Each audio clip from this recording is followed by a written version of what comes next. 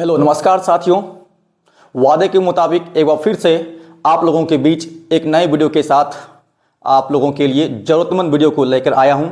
दोस्तों, आज इस वीडियो में आप लोग फिर से पढ़ने वाले हैं वॉइस के एक इंपॉर्टेंस रूल्स को। जैसा कि अभी आप देख पा रहे होंगे, लिखा हुआ है इंपॉर्टेंट रूल्स फॉर वॉइस। दोस्तों, इसमें भी कुछ नोट्स लिखा हुआ है।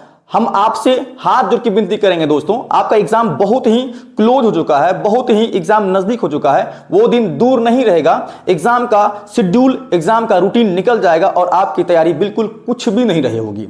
और आप अभी इतने चिंतित हो गए अपने एग्जाम को लेकर के, इस बात को हम मान रहे हैं, जान रहे हैं। अभी आपका दिमाग भाग रहा होगा, कभी मैथ्स पर, कभी फिजिक्स पर, कभी इंग्लिश पर, मतलब तमाम प्रकार के जितने भी सब्जेक्ट हैं आपके कोर्स को लेकर के, इंटरमीडिएट को लेकर के, सभी चीज को आप ऐसे वैसे मतलब कहने का मतलब पलटा पलटा कर देखना चाह रहे होंगे। और अभी आपके पास बहुत वक्त है, इस चीज को लेकर के आप टेंशन मत होइए कि एग्जाम बहुत नजदीक है तो काफी टेंशनाइज हो जाएंगे, जिससे कि आपका एग्जाम में असर हो जाएगा। दोस्तों, अभी एकदम जॉली मूड में पढ़ाई करना है, टेंशन बिल्कुल भी नहीं लेना है। एग्जाम का जब आना होगा वो आकर ही रहेगा, लेकिन अपनी तैयारी बीच में रोकना बिल्कुल नहीं है। तो दोस्तों, हम आपसे विनती यह करना चाहेंगे कि आप इसको प्लीज लिख लेंगे, नोट कर लेंगे। इस टाइप के क्वेश्चंस एग्जाम हॉल में प्रत्येक साल पूछा जाता है और प्रत्येक साल के भांति शायद इस साल भी पूछ दिया जा सकता है। दोस्तों, देखेंगे क्या लिखा हुआ है।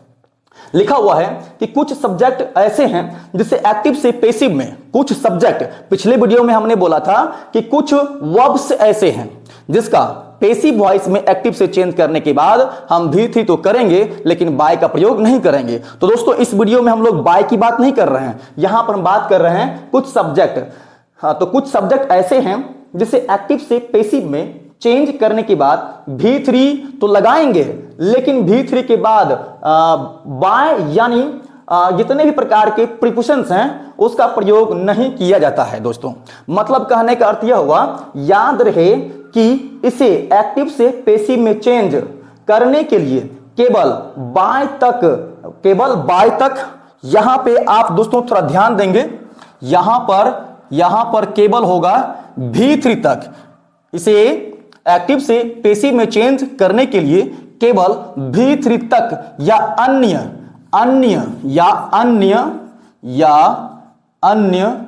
वर्ब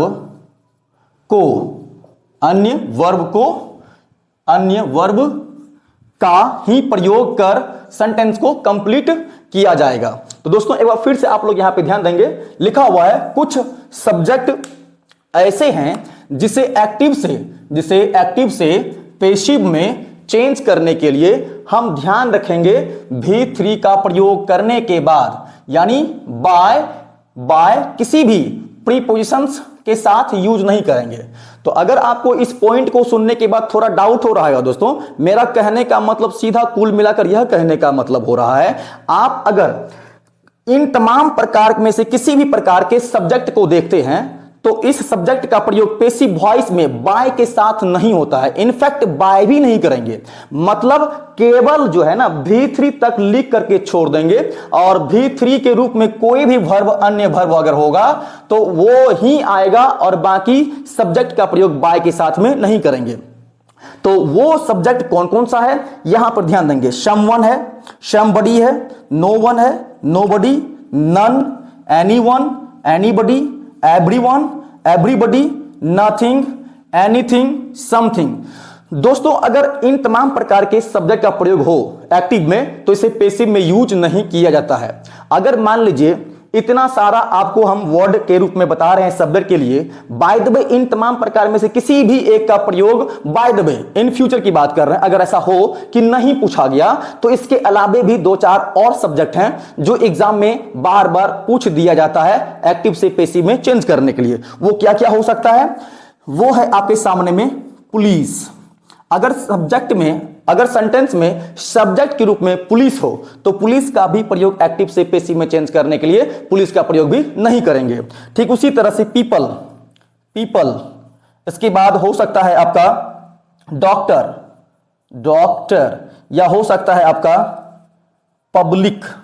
इन तमाम प्रकार के शब्द का प्रयोग एक्टिव से पैसिव में नहीं यूज किया जाता है। अगर आपको प्रॉब्लम हो कि इतना सारा याद हम कैसे कर पाएंगे, तो इसके लिए याद रखने के लिए यहां पे कुछ बिंदु रखा गया है, कुछ ट्रिक्स के रूप में रखा गया है कि जिसके साथ में वन हो या बॉडी हो, आप समझ लेंगे उसका प्रयोग पैसिव वॉइस में नहीं करना है। या जिसके साथ में थिंग लगा हो, इसका भी प्रयोग हम लोग पैसिव वॉइस में नहीं करेंगे। तो अगर आप वन, बॉडी और थिंग ये 3 वर्ड याद रखते हैं तो ये सारा वर्ड आपको लगभग याद हो जाएगा। बाकी बचा पुलिस, पीपल, डॉक्टर, पब्लिक।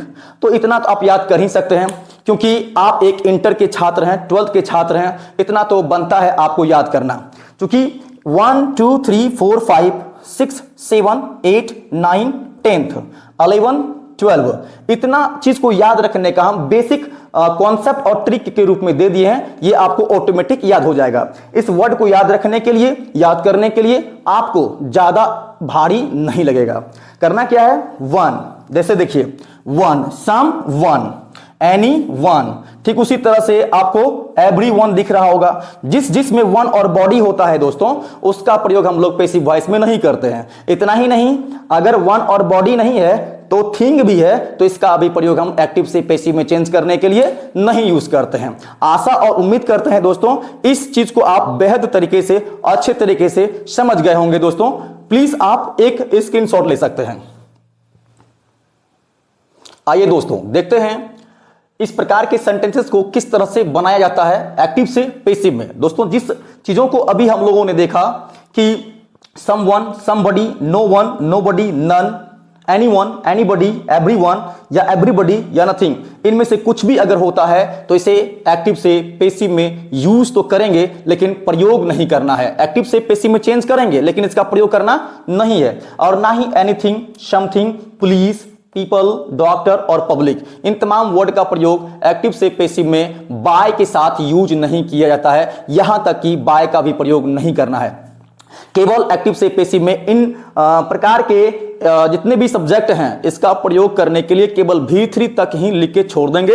इसके बाद आपको और कुछ यूज नहीं करना है। दोस्तों देखते हैं सेंटेंस क्या है। Someone helps the poor, someone helps the poor. दोस्तों इस सेंटेंस की शुरुआत समवन से हुई है। समवन का मतलब होता है कोई, कोई गरीबों की सहायता करता है। तो यहां पे लास्ट में द पुअर है। दोस्तों जितने ही प्रकार के एडजेक्टिव होते हैं, जितने भी प्रकार के एडजेक्टिव होते हैं वे प्लूरल होते हैं। वे क्या होते हैं, प्लूरल होते हैं। The rich, the honest, the poor, ये सभी के सभी जो है एडजेक्टिव हैं। एडजेक्टिव हमेशा ही क्या होता है, प्लूरल होता है। और इसे प्लूरल बनाने के लिए हम एस का प्रयोग नहीं करते हैं, क्योंकि एडजेक्टिव में एस का प्रयोग नहीं किया जाता है। एस का प्रयोग प्लूरल बनाने के लिए हम नाउन में यूज करते हैं। दोस्तों ध्यान रहे इस बात का। तो यहां पे एस नहीं होगा। अगर इसको हम एक्टिव से पैसिव में चेंज करेंगे तो द पुअर को सबसे पहले लेंगे। द पुअर यहां पे क्या काम कर रहा है, प्लूरल। तो आप जानते हैं कि जिस सेंटेंस में V1 और V5 होता है उसे एक्टिव से पैसिव में चेंज करने के लिए या तो इज, नहीं तो एम या आर का प्रयोग करते हैं। दोस्तों तो आप देख सकते हैं कि द पुअर एक प्लूरल है, तो द प्लूरल का मतलब आर का प्रयोग होगा, इज नहीं, एम नहीं होगा। तो द पुअर आर हो जाएगा, द पुअर आर। अब हेल्प का थर्ड फॉर्म होता है हेल्प्ड, हेल्प्ड।